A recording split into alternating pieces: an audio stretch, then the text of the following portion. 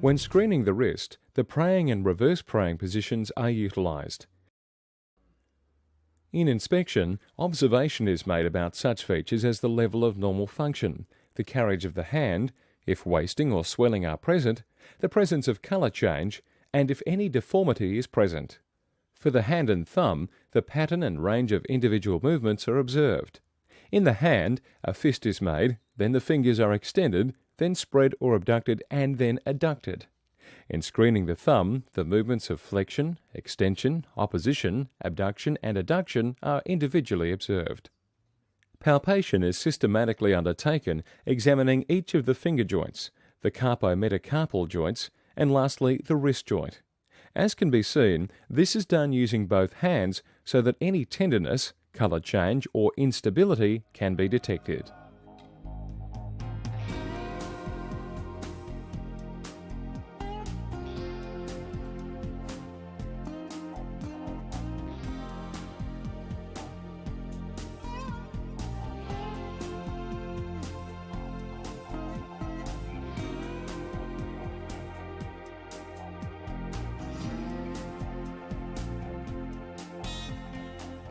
Finally, the wrist joint is systematically palpated.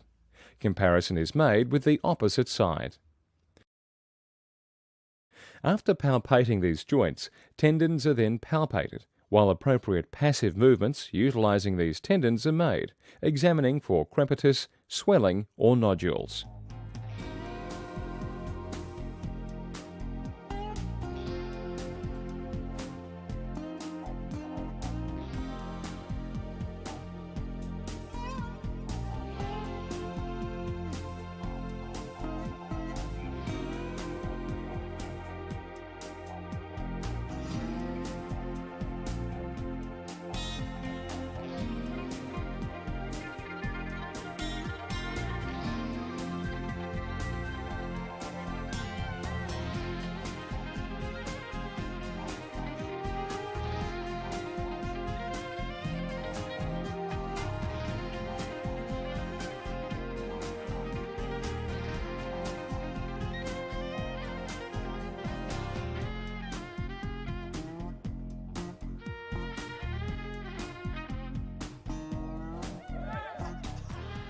Movements are commonly tested at the same time as testing for function of the joints.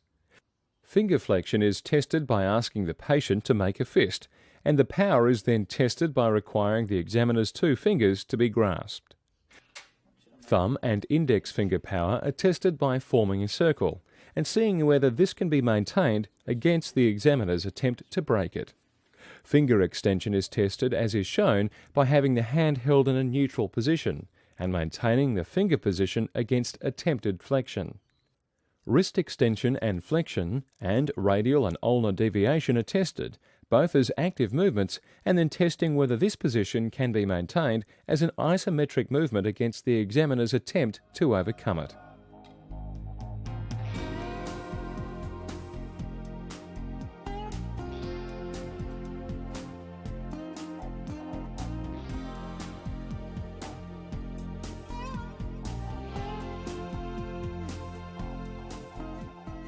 A series of tests are then carried out assessing hand function, including undoing a small container, the lateral pinch grip or key grip in which a key is turned against resistance, the cylinder grip using a screwdriver as is demonstrated,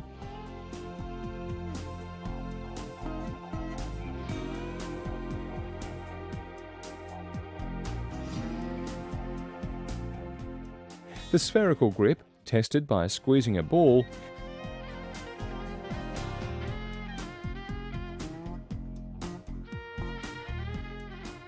and the palmar pinch, where the pad of the thumb is holding a piece of paper against one or more fingers.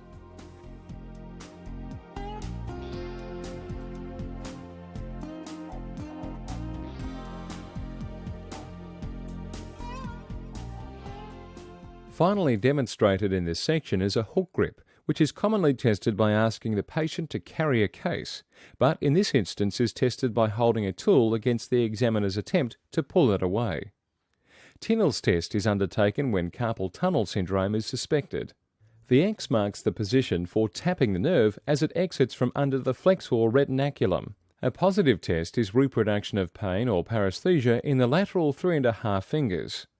In Phelan's test, the hands are held in reverse praying position until there is reproduction of symptoms in the distribution of the median nerve or until 60 seconds has passed. In entrapment of the ulnar nerve, palpation of the nerve at the elbow causes reproduction of pain, paresthesia, or numbness over the medial 1.5 fingers. In Finkelstein's test for de Quervain syndrome, the thumb is grasped so that a fist is made with the hand in neutral position, and the wrist is then passively ulnar deviated. A positive test is reproduction of symptoms. In the next section, the characteristic deformities affecting the hand in rheumatoid, osteo and psoriatic arthritis are illustrated. The first lady has long-standing rheumatoid arthritis.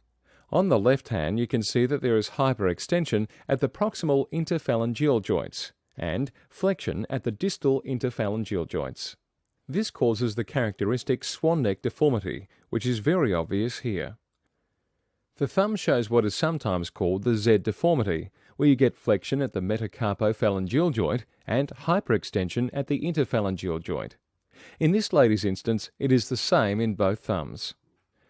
On the right hand there is a boutonniere or buttonhole deformity, particularly in the ring finger, but also to some extent in the little and index fingers.